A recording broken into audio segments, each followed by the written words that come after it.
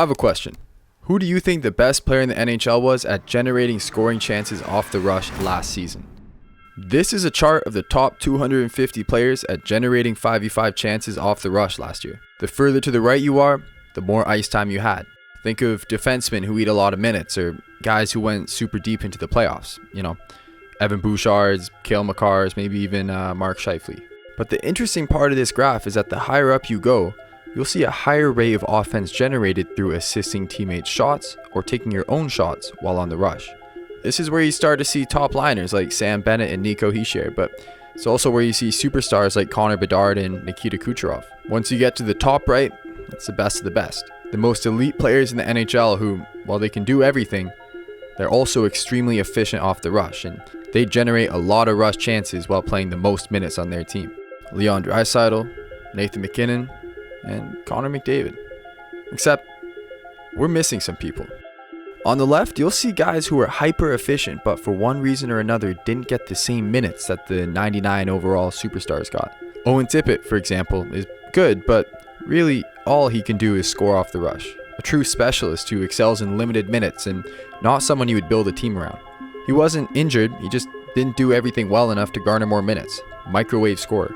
Jack Hughes, on the other hand, missed 20 games this season due to injury. He leads the entire NHL in rush chances generated per 60, but he didn't even cross 1,000 minutes of 5v5 ice time this season. He's been on the cusp for a while, and personally, I think he's got MVP potential next season. But if we adjust this list to only show players who played as much at 5v5 as last year's first overall pick, you can see how much Macklin Celebrini, an 18-year-old rookie, has changed the narrative of what's possible to accomplish in today's NHL. He's the best 18-year-old to enter the NHL since Connor McDavid, and it's not really even close. Maybe the first teenager whose rookie season was so good that he's been dubbed generational post-draft. A franchise-defining center, responsible on both sides of the puck and carries himself on and off the ice like a true leader. When you factor in how little help Celebrini has, it becomes all the more obvious that he was the best player in the NHL this season off the rush as an 18-year-old. But you know what's crazy? He's just the tip of the iceberg for what San Jose has built. The best young core of talent that the NHL has seen in a long time. And we're just seeing the beginning of it. But before we continue, a quick word from our partner, BetterHelp. I graduated university this year, and to be honest, it's been a monumental time in my life. Moving back home for the summer, seeing friends move away, and really getting the feeling that there's a serious shift in both my life and the lives of friends around me. It's been crazy. I'm lucky that I've gotten to speak to different therapists, whether scheduled or not, about different problems in my life. Before getting to meet a therapist, however, I never really gave the field much credit. It kind of felt stupid that a stranger would know more than me about my own issues. Therapists really act as a bridge between different ideas, and they help figure out what these issues really mean. For example, do these issues actually exist, or are they a result of another issue? Call that an externality in school. BetterHelp is a paid partner of this video, and they're on a mission to make starting therapy easier. Fill out a questionnaire and you'll match with a therapist as soon as possible. You can easily switch therapists anytime at no extra cost if it's not the right fit, and with over 7,000 reviews and a 4.3 rating on Trustpilot, BetterHelp is a platform you can trust. Click the link in the description or go to betterhelp.com/bigheadhockey and get 10% off your first month of therapy. Okay, back to the video. Before we can truly get what makes this young core of prospects for San Jose so good, we need to understand a statistic used in hockey to help us make sense of all the different leagues that potential rookies can play for before making the NHL. Introducing NHL equivalency.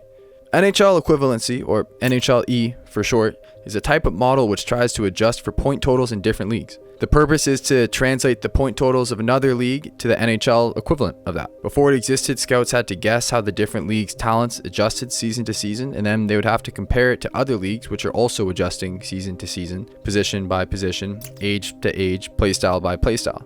A question that could hypothetically come up might be, with your third round pick, would you rather a 17-year-old playing against men in the Russian league? He put up 2 points in 18 games but had limited opportunity up and down the lineup.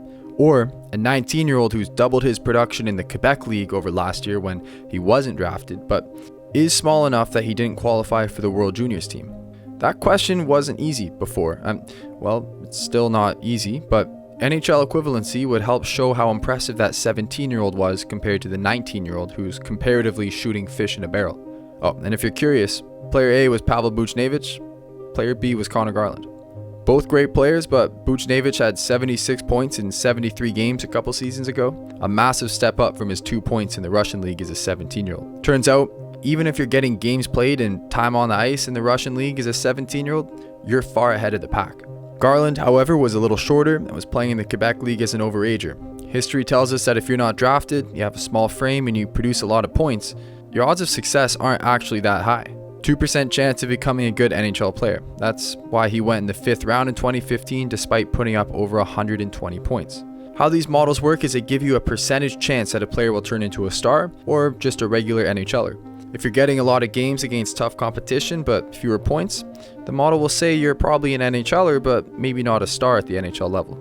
As of today, if you look at the top 25 prospects in hockey, the very best in the world when comparing counting stats, size, and age across every potential hockey league and sorted these players by their likelihood of becoming a star in the NHL, 5 of these players are currently members of the San Jose Sharks. 20% of the best prospects in hockey are going to be in the Bay Area for about the next decade at least. We know Macklin Celebrini, already arguably a generational talent who's still considered a prospect because he hasn't played 100 games in the NHL yet.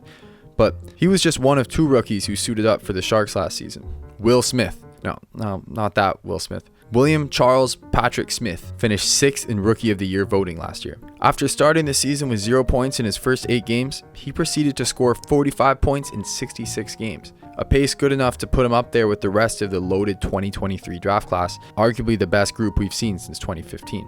What I've loved so much about Will Smith's game is his shot. He is one of the most efficient wrist shots in hockey. Despite having a slower release than most young players, he still ranks as an above average finisher, and that's due to how often he's able to find open ice and square up to the net early to maximize his power on release. You hear people talk about hockey IQ a bunch, and obviously you want more of it than you want less of it, but it's kind of a hard concept to define. What is hockey IQ? Well, really it's a situational tool.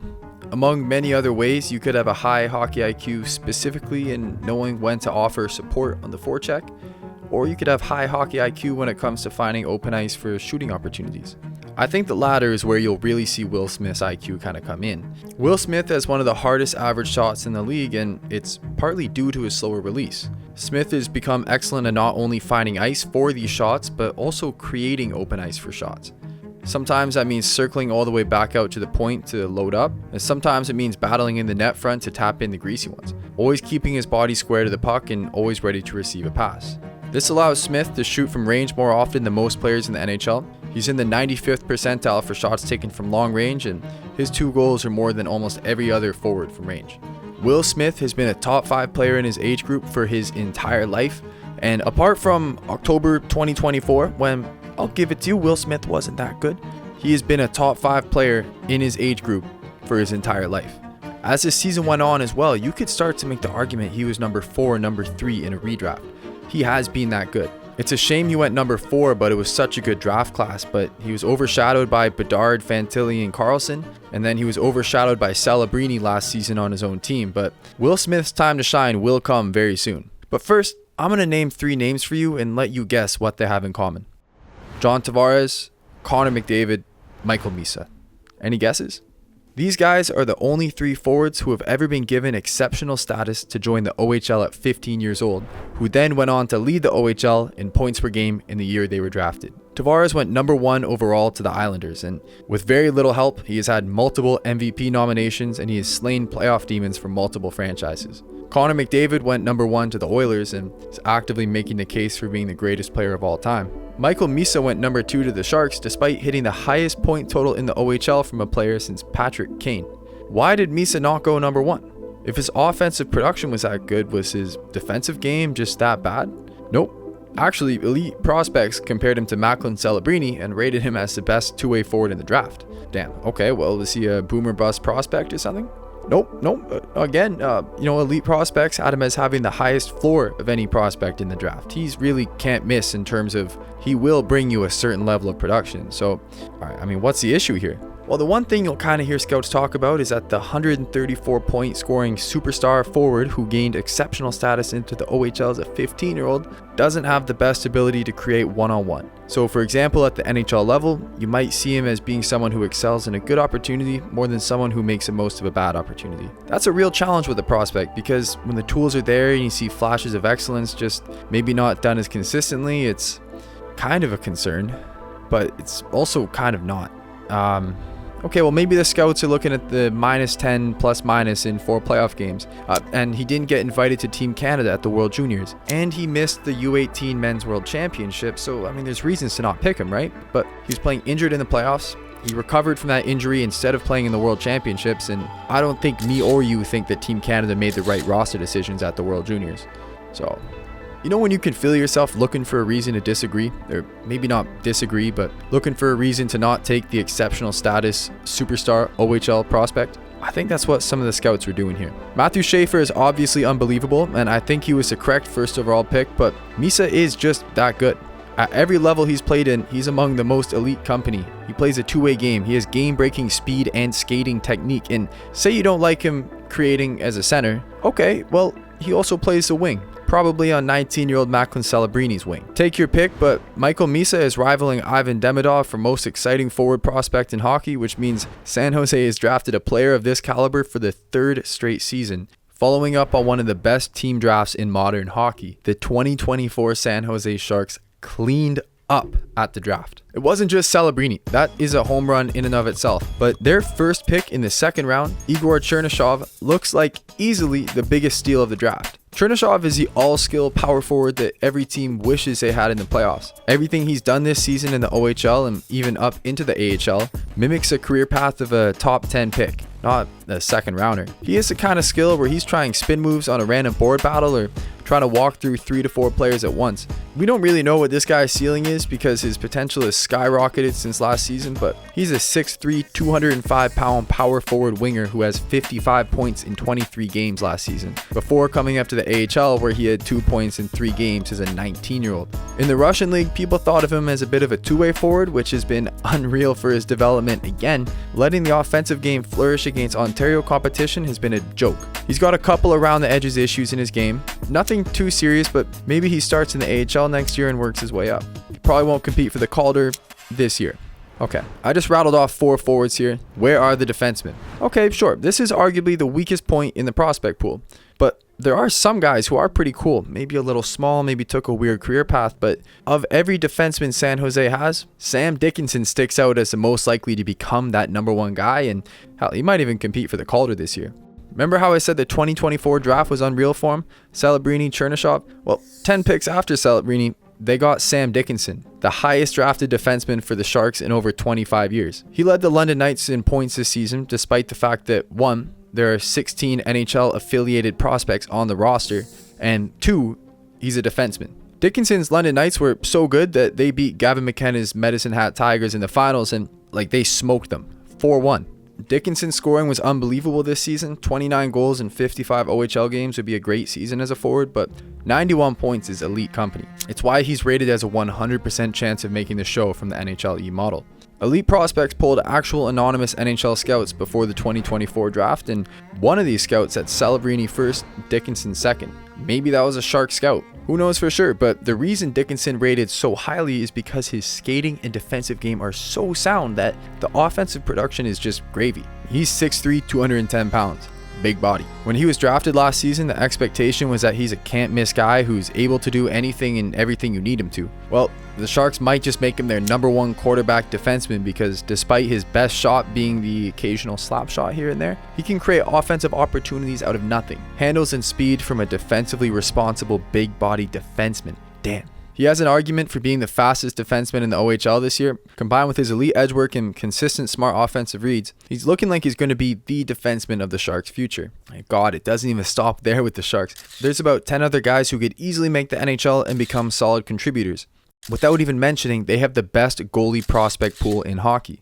There have been some rough years in San Jose, but I don't think you can run a rebuild more successfully than Mike Greer has with the Sharks. Offloading major pieces, bringing in a boatload of prospects, hitting on every top 10 pick while doing homework on late round grabs. When it comes to the Sharks, Macklin Celebrini is a name you'll hear about first and foremost. And rightfully so. He's one of the best players in hockey as a teenager. But this core is building around him in a way that I haven't seen done in a while. And if there was any team you're picking to go on cup runs in the back half of this decade, I don't know why you'd pick anyone but the San Jose Sharks. Thank you so much for watching. Please subscribe if you haven't already. I love you so much.